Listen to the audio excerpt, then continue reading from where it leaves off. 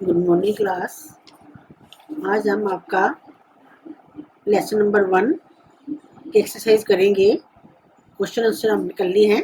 आज हम उसके fill in the blanks, true false वगैरह सब करेंगे। तो सबसे पहले हमारा जो है फिल इन द ब्लैंक्स है, उसको करेंगे हम।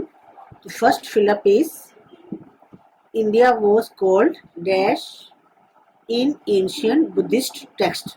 बुद्धिस्ट टेक्स्ट में इंडिया को किस नाम से बुलाया जाता था? इंडिया को बुद्धिस्ट टेक्स्ट में जम्बू द्वीपा क्या बुलाया जाता था? जम्बू, JAMBU,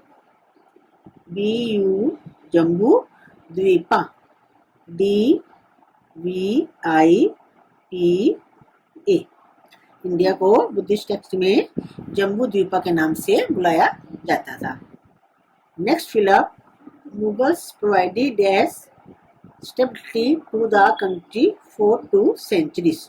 मुगल्स ने कंट्री को यानी कि इंडिया को 2 सदियों तक क्या दी?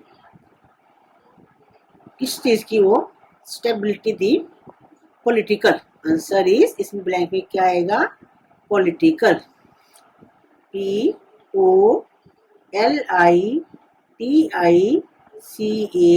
POLITICAL, political stability. Third, dash give us dates of important political events। political events की, राजनीतिक घटनाओं की हमें किस चीजों से जो डेट्स होती हैं उनकी जानकारी हमें कहाँ से मिलती है? इस आंसर इज कॉइन्स। कॉइन्स जो हैं वो हमें जो इम्पोर्टेंट पोलिटिकल डेट्स होती हैं उनके बारे में नॉलेज देती हैं। तो सी के ब्लैंक में क्या आएगा? Coins. COINS, coins. Next is dash are an important source of information about India's past। India के पास्ट के बारे में जानने के लिए इम्पोर्टेंट सोर्स, इम्पोर्टेंट जानकारी हमें किससे मिलती है? इसके ब्लैंक में आएगा inscription.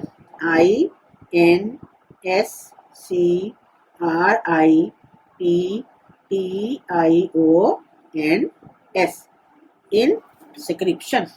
Inscriptions are an important source of information about India's past. Next is the dash called India based on the rivers Indus। Indus जो है इस नेम ऑफ रिवर, नदी का नाम है। उस नदी के नाम पे इंडियन नाम जो है इंडिया को किसने दिया था? किसने दिया था? ग्रीक्स ने। तो ब्लैंक में क्या आ जाएगा? The Greeks.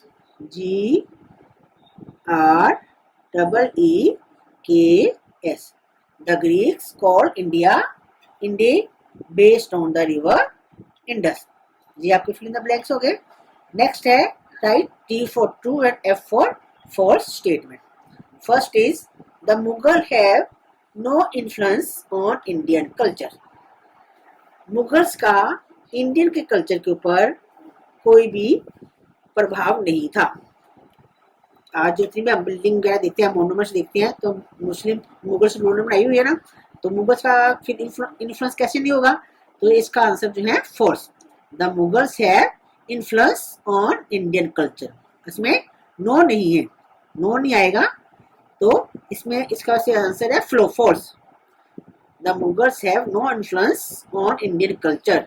मुगल का इंडियन कल्चर के ऊपर इन्फ्लुएंस नहीं है। It is a false sentence.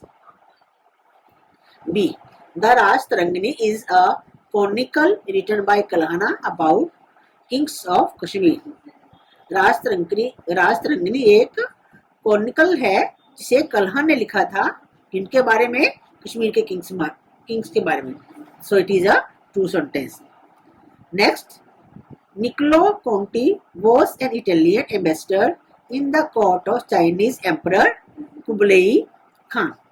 Niccolo Conti जो है वो चाइना का जो सम्राट था कुबलई खान, उसकी कोर्ट में एम्बेसडर था। तो निकोलो कॉन्टी नहीं था, ये फॉल्स है। इसके राइट के लिए क्या आना चाहिए? Marco Polo. इसके राइट के लिए मार्को पोलो। तो ये जो है ये फॉल्स है।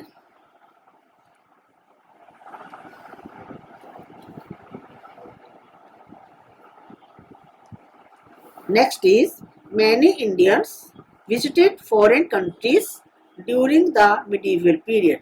मिडीवल पीरियड्स में बहुत सारे इंडियन जो है फॉरेन कंट्रीज में गए थे।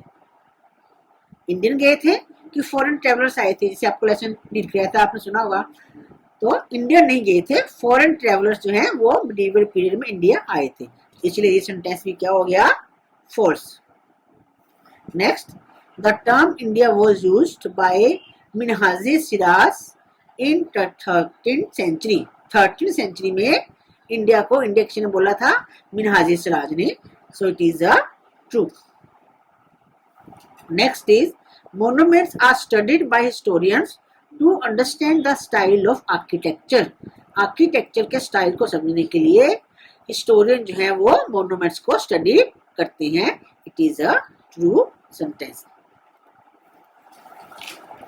नेक्स्ट जो है, tick the correct answer. This century marked the end of medieval period in Indian history. Indian history में मिडीवल पीरियड जो है कौन सी सेंचुरी में खत्म हुआ था, 7th, 8th, 18th या 13th? 18th में। 8th में स्टार्ट हुआ था और 18th में खत्म हुआ था, तो इसका क्या आएगा, option 18th। Next is this century marked the beginning of the modern period. अब मॉडर्न पीरियड की शुरुआत कहां से होगी, ये तो सिंपल सा है, 18th में खत्म हुआ मिडीवल पीरियड, और मिडीवल पीरियड के बाद ही जो है वो मॉडर्न पीरियड आया था, तो कौन सी में, 19। इसका आंसर क्या हुआ, 19th सेंचुरी।